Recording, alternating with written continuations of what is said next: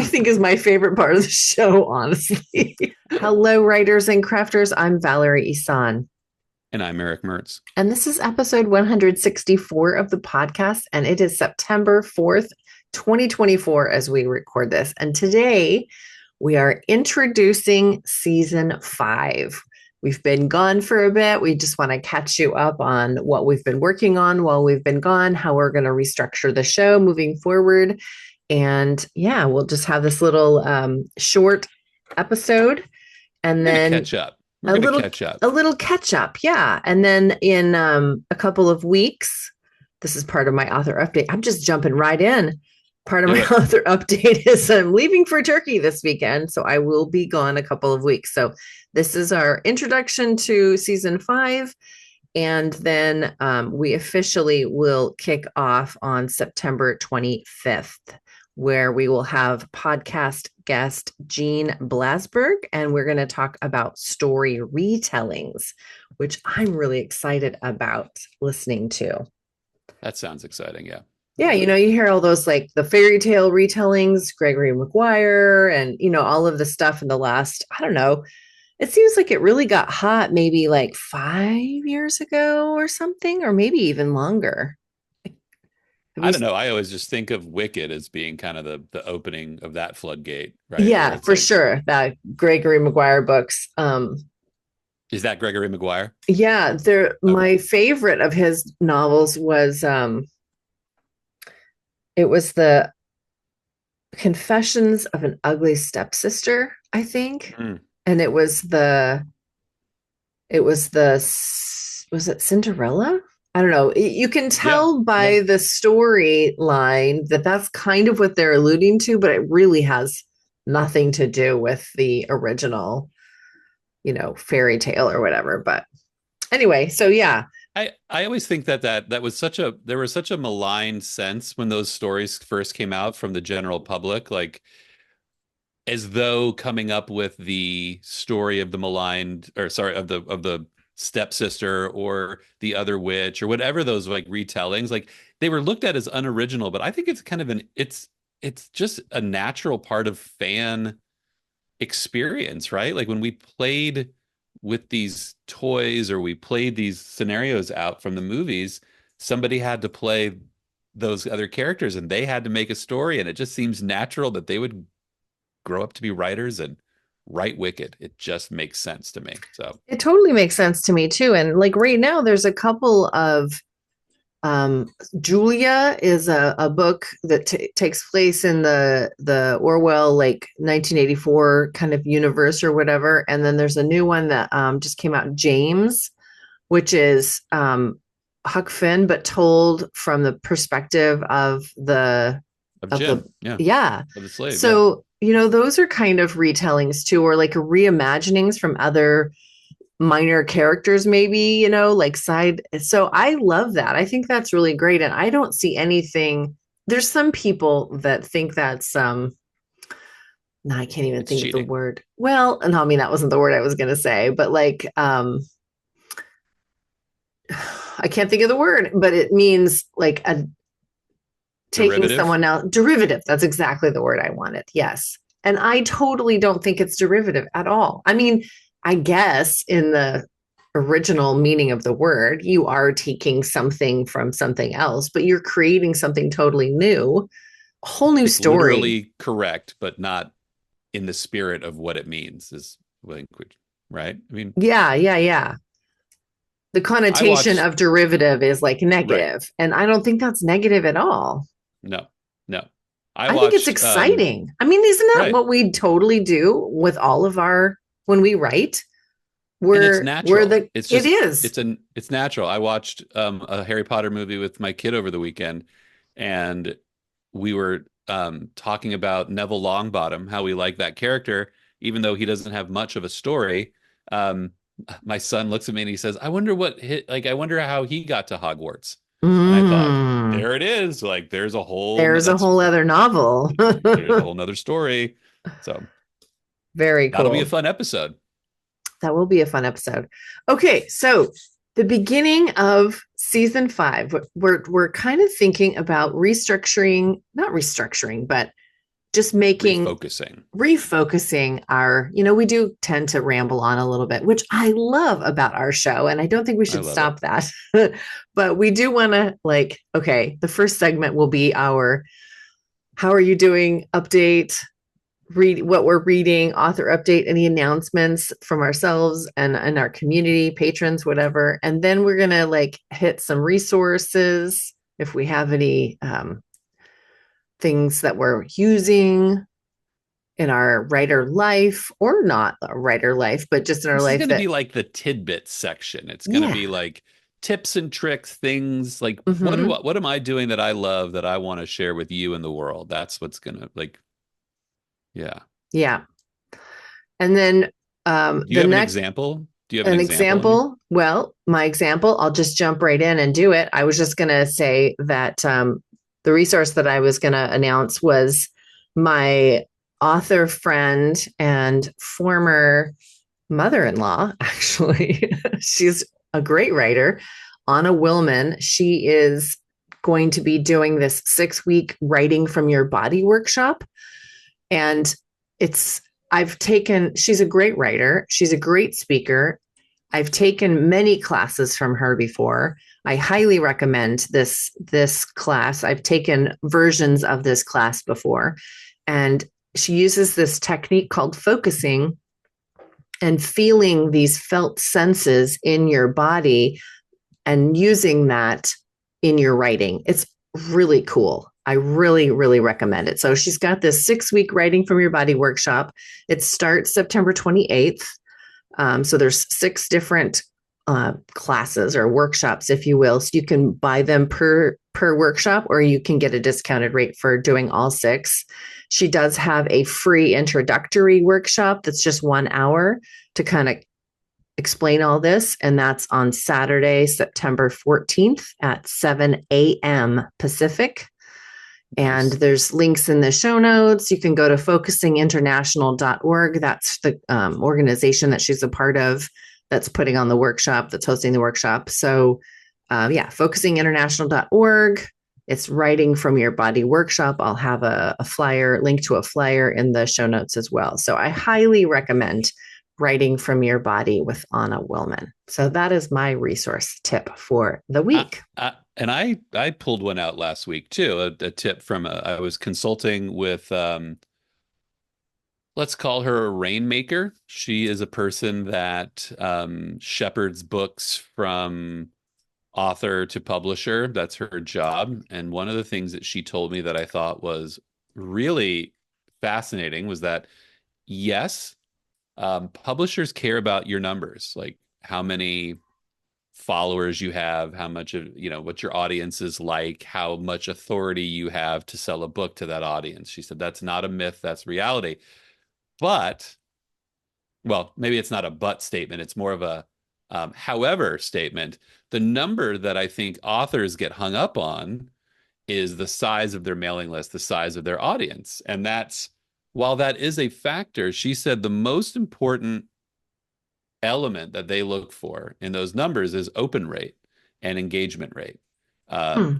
That publishers really want to see that not only do you have 10,000 people on your mailing list, which is a great number, but you have that open rate of an engagement rate of 40% instead of 20%. Because what they're really looking at is, can you sell 5,000 books a year? Can you sell 10,000 books a year? And that is the key indicator. So I thought that was interesting. Mhm. It like we all chase numbers in a sense, as I don't know, I guess in the businessy side of our business, right? Like I think we chase numbers, but um engagement is important. Yes. And then my first initial response was to ask, like, so what do you do for engagement? But that would get us on a whole other topic. Yeah, and if people are interested in that, let's talk about like maybe doing an episode about, ways to increase engagement. Oh, that's a Um, good I, idea. I didn't get that secret sauce from her. It was much more of a hurried conversation than to dig in deeper, but it's valuable to know sometimes. Like, I think part of what we struggle with as authors is like, we're told to have 10 things, but how, like, what does that have to look like? So, Yes.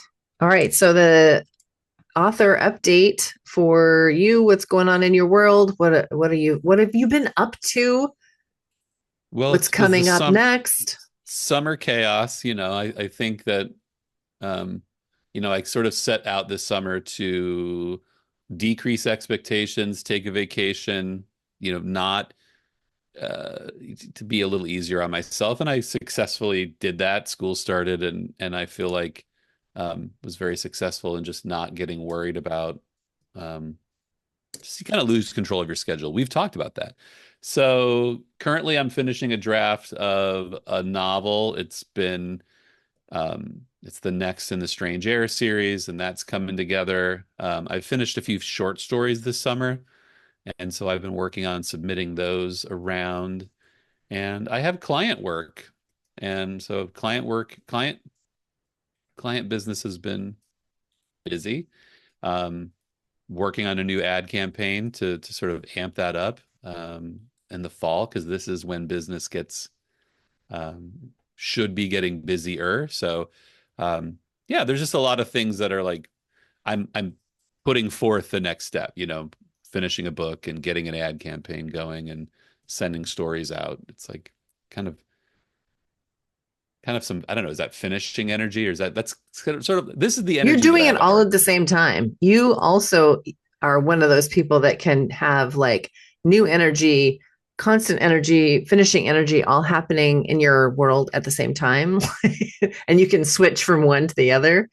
I admire people like this. I tend to like can only I do one described thing at a myself time. I described myself this weekend as a like I am the frog in the game Frogger, where like seriously, like I'm the frog from Frogger. It's like I know where the lily pads are and I can get there. Sometimes I fall in the water, sometimes I get hit by the car. It's an imperfect science, but I feel like um I definitely know how to navigate. So I hope by the time we re-engage and we're talking again in September and October when season 5 kicks off, like there will be some new energy. Like I get eager to create new things, and that has been on hold for a little while. Um, so I'll be hopefully sharing like, hey, new project, new project, new project. hmm Yeah. I am in between the finishing and starting energy. So I just finished up with the 2024 retreat, which was a lot of fun. So nice. Cool. And it rained while we were there, which actually ended up being really kind of exciting because there was like a one of those quick storms that came through. So it I was love it. nice the first day. The second day was like pouring and thunder. And then the next day was like pretty nice. And then the next day was like sunny. And, so there were pockets of sun and just beautifulness, and it smelled so good out there, after the rain and stuff. So it was cool. I really liked it. And the venue host had everything all set up. So we all stayed dry, and um, yeah, and there were places I taught in this really cool like yurt kind of it's sort of a yurt, but there's only like three walls. So it's more like Yurtish. a It's gazebo. yurtish. It's Yeah, yurtish. it's yurtish. He calls it the Octa Hut.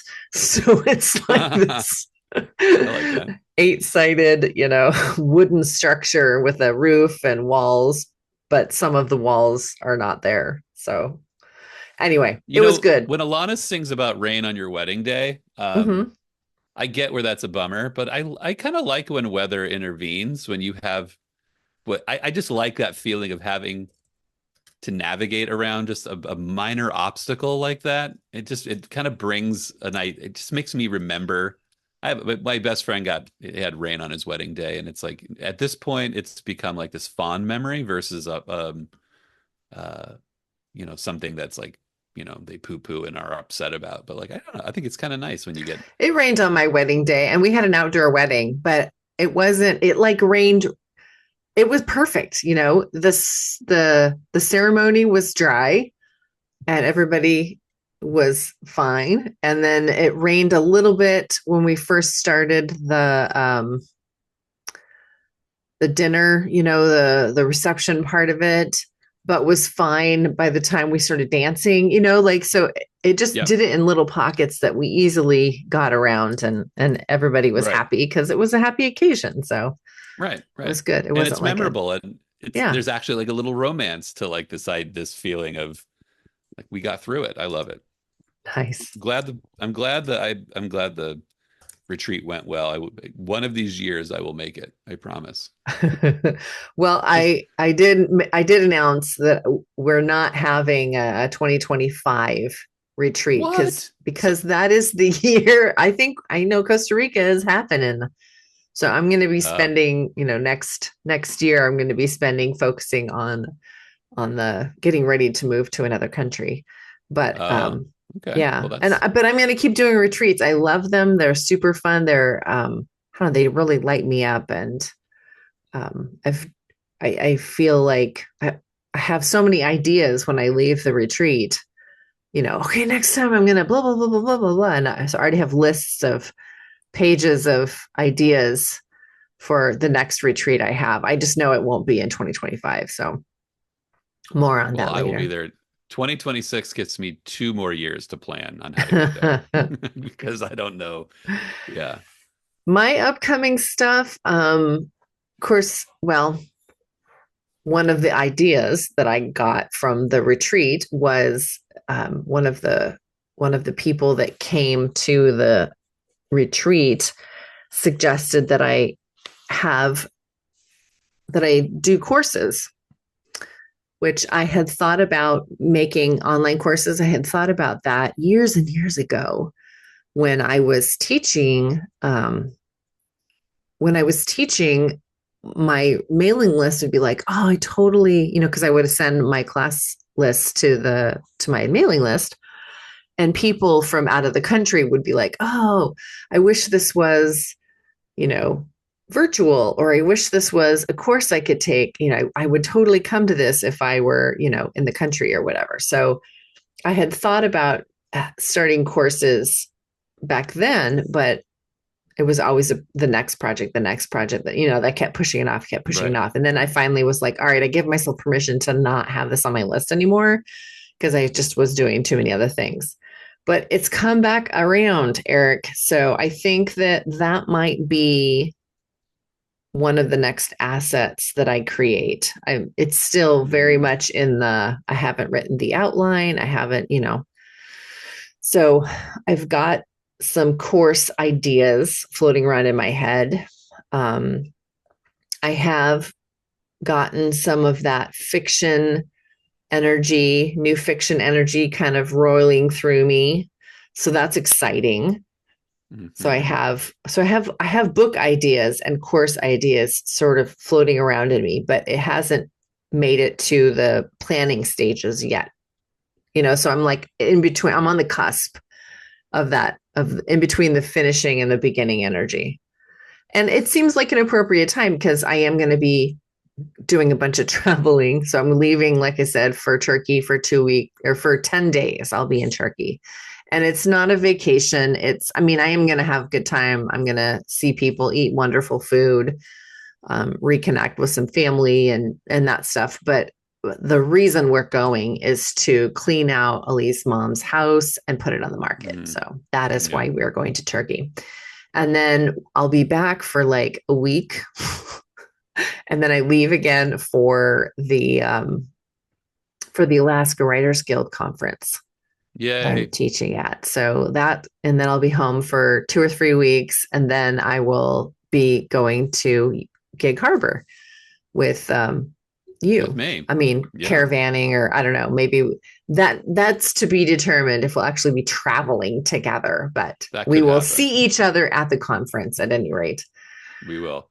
On the note of a class, my digital marketer that I consult with continues to say you need to offer courses because as you drive engagement to your world, um, it's a passive income. Once you put that course up Mm-hmm. there, you know, like once it's up there, it just makes money, and it's not something you may have to update it, but it's not something you have to work for. So passive income, huge appeal.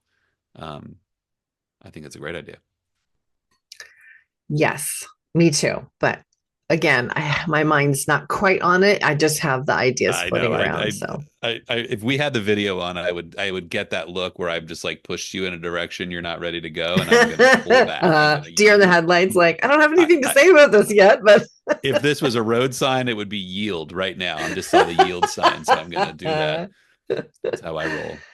awesome. What are you reading? Well, interesting. I just finished this book called The Tusks of Extinction. Um, the author, I think his last name is Naylor, Nayler.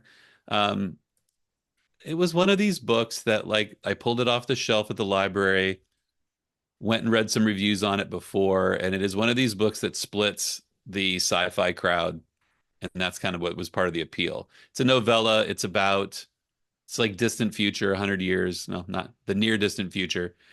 And it's about, mankind has repopulated the world with woolly mammoths, and they repopulated the world with woolly mammoths in the interest of hunting. Like that's what they want. They want to create this like exotic hunting um, Oh, preserve, and so there's this push to like, and long story short, they like these sort of animal activists upload the consciousness of one of the last elephant experts um, in mankind. They upload it into this woolly mammoth so the woolly mammoth can like lead these preserved herd in a rebellion against the hunters. Um, it's one of these things where it's like the concept is interesting. I always like the whole idea of like, you know, genetic, what do we do with genetics? What do we do with, AI? What do we do with the things that are real? I like sci-fi that does that, but this was a 100-page book that could have been 500 pages. I mean, it really mm, like it was just one of these things where it like it was successful. Like it definitely got me thinking. I definitely took some walks and thought about it, but I also felt like, well, I don't really know why this character was here. I don't know why this. There was like six characters, five characters in the story, and it was none of them got enough stage time for me to love them or care about mm, them. So that was mm-hmm. hard. Um, Now I'm reading Glass Hotel by Emily St. Vincent. Oh, What is yeah, her? Mandel. Mm-hmm. Mandel. Yeah, I loved all the other books of hers I've read, and I got the two that I haven't recently. So I just picked that up. Haven't read a word, but I'm ready to read it. What about you? Um, I'm still poking around 4,000 Weeks Time Management for Mortals by Oliver Berkman. I've started The Horse by Willie Vlotten. Mm. And I'm also reading, I had a library book jump the stack, and that's The Universe Has Your Back by Oh, Gabriel okay. Bernstein. So Cool. that is what I'm reading. And I've got my Kindle and my Kobo e-reader loaded up with stuff, and I've got audiobooks downloaded, for the flight because I'll be Right. traveling for like 24 hours As we between. discussed, it's a pretty wild ride you're going to be on. So, So yeah, so I've got lots of upcoming stuff. I've got a couple of arcs to read, and yeah, I'm looking forward to all of the reading I'm going to get done. Because again, the reason we're going is to just do a bunch of logistical stuff, and most of it's going to be in the Turkish language. So I can't actually do a lot of the work that we're going to be there. I'm just mostly going to be there, like poking and prodding and emotional support and that sort of thing. right. So I'll be doing a lot of reading in the next 10 days, I imagine. Well, that sounds great. I like that. Yeah. So, in the new restructure here, this is going to be the point of the show where we go into, we're going to call it like mindset check, craft biz check. I don't know. We haven't nailed down Right. like the segment titles yet, but we really like that because our podcast is conversational, that we talk both about the mindset of craft and craft. And usually those sort of all blur together in the conversation, but we're going to try and make it a little bit more um, I don't know, segmented, I guess, so that the main topic that you came to listen to the show for, if you're not here for all of our pre-banter, which I think is my favorite part of the show, honestly. I don't want a topic. I just want to chit chat. But other people come and listen to the main topic. So Right, right. so yeah, we'll be trying to how did you call it? Not flip it, but like whatever our topic is, we're gonna I think we're going to mention the consciously, counterpoint. yeah, I think we're going to consciously select topics based on like this is one week we'll do a craft topic, the next week we'll do a sort of a mindset topic. But we're not going to ignore, so in the weeks that we're doing a mindset topic, we're not going to ignore craft. So we're going to Mhm. spend at least a couple of minutes talking about an element of craft before jumping into the main topic, just so that tidbits, more of the tidbit kind of feeling, so that we're just again not for those people that are into the mindset stuff. If you don't, if you don't really care about the craft topics, then you'll have something in an episode um, that you can use, and vice versa. It's just a way to Mhm. kind of engage both sides of the audience without excluding the other one. Anyone, sorry. Excellent. Yes. Well, that's all I had. That's what we're talking. That's all we were going to talk. Yeah, we're Yep. there. We're Um, there. so 3 weeks from today, we're rolling with a guest, and then in October, we're going to start. We will announce what the topics for October will be at our September uh, podcast, and we'll be off. Rightio. And so yeah, we'll see each other on Wednesday, the September 25th with Jean Blasberg. Love it. Can't wait. All right. Thanks for talking with me today. Absolutely. See you next time. Bye bye. Bye for now.